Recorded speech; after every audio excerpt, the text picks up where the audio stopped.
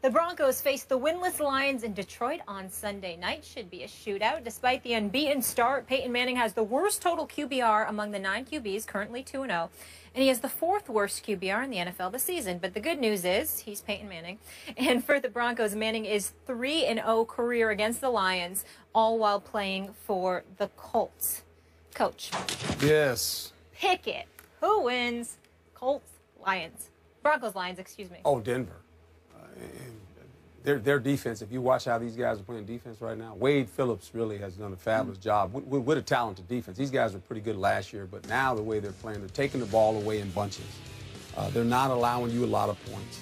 They're playing very good in known situations. Third downs right now are off the charts, only 10%. And in the red zone, only 20. This is why the point total's down. As we watch this offense struggle with the Denver Broncos, although I saw something last game that was kind of unique. What? When they struggled early in the offense that Coach Kubiak wants to run, he decided, you know what? Let me just put Peyton Manning in the gun, and you just go ahead and get us out of this mess. That's right. You got him out of the mess. Yep. Do I think he's the Peyton Manning of 2 or 3 years ago? No. Going forward, I want to see how they continue to play offense. But in Peyton's favor right now, he has a defense that is going to allow him a short field, and the defense has won the first 2 games, by the way. They've scored twice. They scored the first game of the season toward the end, and they make the big play against Kansas City at the end and win another game. So this defense is really the forefront of how they're playing, and hopefully Peyton Manning and his offense can figure out who they want to be. They have no identity right now. Half of Kubiak's offense, half of his Peyton's offense, and you can see there's a struggle. It's not turmoil, but there's a struggle. What do we want to do? And last week, Kubiak kind of gave in. He said, you know what? We're not moving the ball. Can you go back there and just call it from the line of scrimmage, just kind of do what you do? So I want to see where it goes after this. Yep. Stephen A.? With everything Coach said about Peyton Manning, and Skip has been saying it as well, so kudos to both of you guys. Peyton Manning doesn't seem to be himself, but obviously that has a lot to do with the offense that he's been asked to execute, and Gary Kubiak ultimately leaned on him out of that shotgun in order to help save the day. But the defense has been absolutely phenomenal at particular junctures throughout this early part of the season thus far. Denver's defense looks incredibly impressive, but the reason why the subject of the Denver Broncos doesn't necessarily interest me that much in this particular game, guys, is simply because of this. It doesn't matter that much because based on the Lions team that we're seeing, it's a shell of itself. It's back to the days where Schwartz was the head coach. Jim Caldwell doesn't seem to have his fingerprints on this franchise right now. The loss of Ndamukong Suh and Fairley and those boys clearly has affected this defense. When you look at the Lions right now, they're ranked 28th in the league defensively, 24th against the pass, 28th against the rush, 30 in yards allowed. They gave up 199 yards rushing to the Minnesota Vikings last week. They seem to be a shell of themselves. That's defensively. Offensively, guys, do you realize that Antonio Brown for the Pittsburgh Steelers has more catches and more yards than Megatron, Calvin Johnson, and Golden Tate combined in the first 2 games? Combined. He has just as many receptions because they have 22 combined, Megatron 12, Golden Tate 10, and he has more yards, or actually more than 100 yards. They've got like a 222 yards combined, something like that on the season, and Antonio Brown has 328. Now, we know Antonio Brown is great. We understand the job that he's doing with Ben Roethlisberger in Pittsburgh, but this is Megatron we're talking about, with a guy that can throw the football in Matt Stafford, even though he's not big Ben Roethlisberger. He's good enough. The combination of him and Golden Tate, particularly due to the fact that you don't have a power runner, because you got Jacques Bell and you've got Amir Abdullah out of Nebraska there as your running backs right now, and Abdullah's averaging over 4 yards a carry. But the point is, guys and girls, here's the deal. You have no power running game. Your receivers aren't doing but so much. Your quarterback is only completing 61% of its passes, and your defense is a shell of what we've known them to be throughout recent memory when Ndamukong Suh was on that defensive line along with Fairley. So the combination of all of those things seems to me like the bigger issue here is not whether or not Peyton Manning and those guys are going to get it together, because with his IQ, his football IQ, the cerebral approach he has to the game, with the intelligence that Gary Kubiak knows along with John Elway to give the ding to Peyton Manning when all else fails, and with that defense looking better, I think it's safe to say that the Denver Broncos, win, lose, or draw, are going to be just fine. It's the fact that we're looking at a Detroit Lions team, and we're saying to ourselves, who the hell are these guys? We don't recognize Stafford. Maybe we do recognize him, but we don't recognize Megatron. Golden Tate was supposed to be doing a better job. It would have been nice for them to have a better running game, offense and defensively.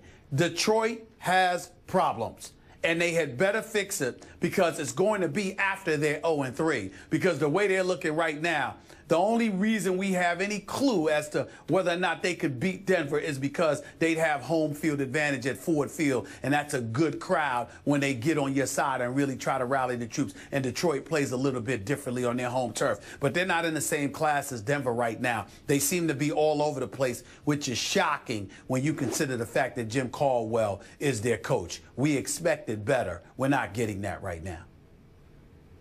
Wow. You know, today, you are really impressive. I got to give you kudos. You are Stephen A. Stats today. I've never heard anything like it. I got to get me a researcher like yours, because yours is really good. Stop right now. The person who deserves credit for all of that is Skip, because, Coach, literally, Skip Bayless has me at home. I'm literally watching tape and studying because I have to debate this. Well, you were doing a good job the first weekend in the room with us when we were watching games. You were visiting with me, and you were helping me too. Coach, I was telling Skip how you were coaching me about how corners play the position. You were showing me. Doing a good job. I know. Education. Learning this game. And oh, by the way, Skip, real quick, Tom Jackson, my man Keyshawn, Chris Carter, and those boys, huge help as well. I cannot take credit from any of y'all. Shout out to the Countdown crew and Herm. That hasn't helped you in picking games so far this year. That's true. A whole nother issue. It's coming. We needed the backhanded I got a few of them right, Skip. Skip, you're just beating me the first 2 weeks, okay, but it's just 2 weeks. It's early. I got more than half. I got more than half my picks right. You just got me by about 4 games. Okay. That's now I'm a prop for you to jinx the teams that you want. I see what you did earlier. I didn't get it. I see how he rubs it in. It's Are okay. you gonna pick Detroit? Huh? Yeah, picking right Detroit? now because your back's against the wall. Oh. Back to business. I agree with everything you said about the Lions. But here's what's ironic about it. I always thought something was missing on that football team with Sue on it. Yeah. Something was missing. No. Now a whole lot more is missing, right? Right.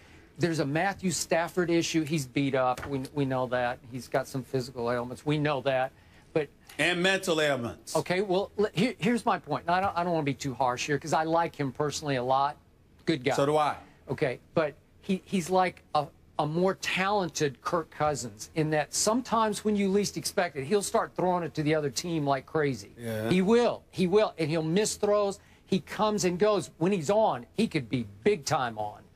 But right now, he's not. His team's not on. All the things you guys said. So I like Peyton and his team, and I'm glad you brought it up.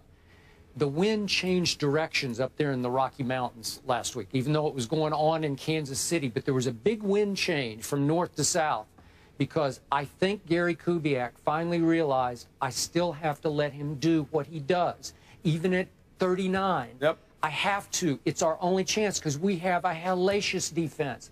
It could be the best defense in football right now. It's hard to score on this team. It's hard to do much against them. They're all over the field. They're athletic. They play fast. They play physical for.